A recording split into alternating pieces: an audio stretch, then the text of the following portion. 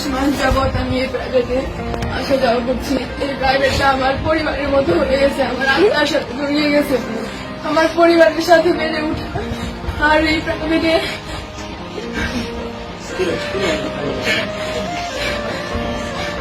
প্রাইভেটটাকে আমার পরিবারের সাথে কোনো অংশে কম মনে হয়নি। এই প্রাইভেটের প্রত্যেকটা মানুষ আমার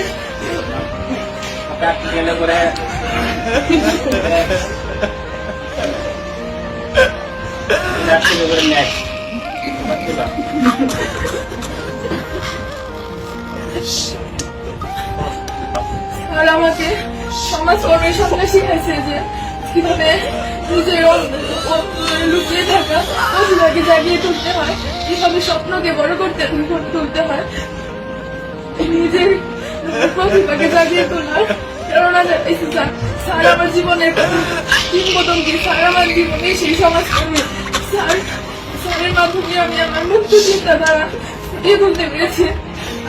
তাছাড়া স্যার আমি অনেক সময় অনেক বেয়াদবি করছি, যেগুলা হয়তো আমি বুঝতে পারি নাই, কিন্তু আপনার লেখা এইগুলা ঠিকই ধরা পড়ছে।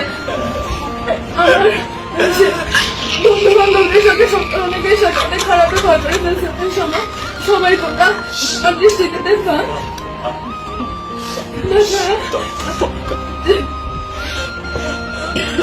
মাফিয়া পুলিশ যদি তারা আমার জীবনে অনেক ফ্রেন্ড ছিল, কিন্তু তোদের মতো কেউ হবে না। প্রতিটা মুহূর্তে আমি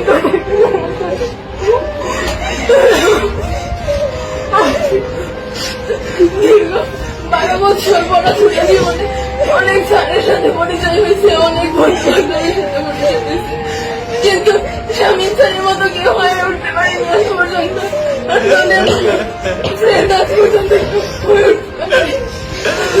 আমি ক্লাসের মধ্যে অনেক কথা কামড়া দিতাম, যাতে অনেকে বিরক্ত হতাম। সবাই আমাকে ক্ষমা করে দিও। আমার